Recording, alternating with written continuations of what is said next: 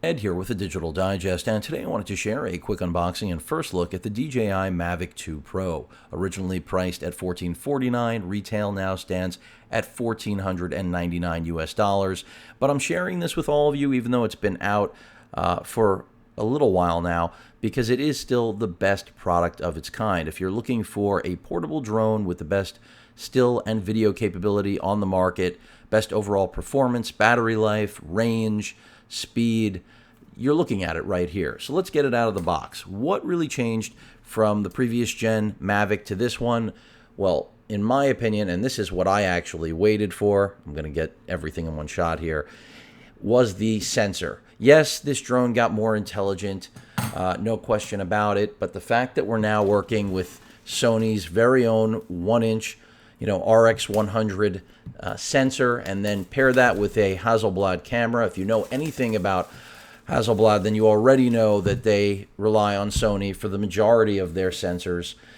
So that was why, for me, seeing that they went with them was, again, somewhat of a given.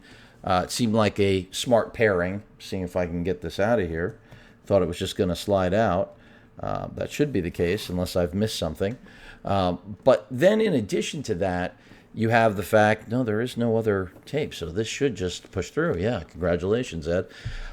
Then in addition to that, you have a variable aperture, 4K HDR on this.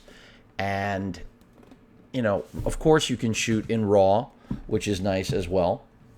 I have severed this already, or at least I think I did. So let's see now. No, maybe not. Try this one more time. I thought I got it the first time. Time for something new to cut things with here. Ooh. Okay, that's not working at all. Not getting through that tape. I guess I'm just going to open it the conventional way that they're looking for me to do, because I need a box cutter for the first time. All right, time to actually go to work on this. I cannot believe that this is giving me the problem that it is, but there it is. That took enough effort, right? And here we go.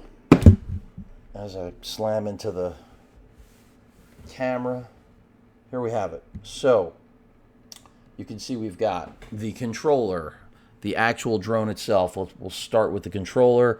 You attach your smartphone of choice. This does have the best range. By the way, I also want to mention, besides the 10-bit 4K video capture that this 1-inch sensor is capable of, you also have hyperlapse mode, which is very cool as well. And from everything I've seen, it's completely capable. So there's the controller you're going to attach your phone of choice to. In my case, it'll be the Note 9. Then here is the actual Mavic. You can see the camera gimbal right there, the Hasselblad 1-inch sensor. See if I can remove this. There it is, floating around. And then all of the sensors I've been mentioning. So you can see it's got sensors all around the body. And this is precisely so that it knows exactly whether or not it's going to come into contact with something or not. And it's not perfect, don't get me wrong, but from everything I've seen, it's as close to perfect as we're getting right now. And again, you have to keep in mind form factor. There's your micro SD card slot right there. Flight time, a little under 30 minutes. New landing lights. I mean, these are all welcome additions to this drone, in my opinion. The battery, am I doing this correctly? I don't want to break anything. This is my first time. There we go. They kick out the legs. So there is the drone fully extended, and let's go ahead and just see what else we've got in the box. I'm not expecting any extreme surprises here. All right, so we've got a lot of dongles coming out of here. Suboxo dongles, USB cord connector, looks like Type-C. Go ahead and put this aside. And for many of you know that I have the Ronin as well, Ronin S, which is great product. DJI, has been getting some heat on this for it being half-baked. I don't know about that. We've got more cables, some paperwork. We have the actual propellers. I said cables. These are all the propellers right here. Put those to the side. I do recommend the Fly More for those of you that are wondering whether or not it's a decent investment. I will be getting it as well because I do think it's a necessity for something like this. So this looks like it's our power brick, and it is. So this is how we're going to charge this sucker. And as I mentioned earlier, the battery is already on board.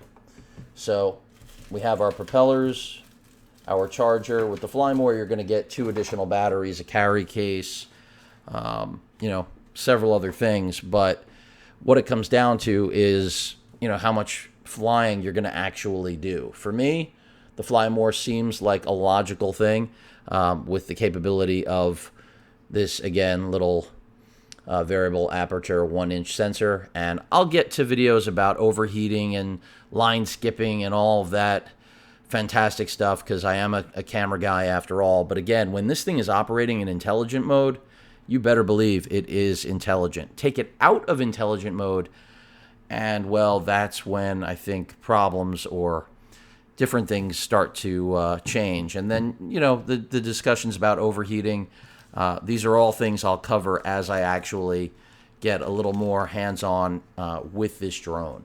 But again, a portable flying RX100 with 4K 10-bit HDR. Sounds delicious. Any questions or comments, please feel free to post them. Hit that like button. And as usual, please feel free to subscribe. Later.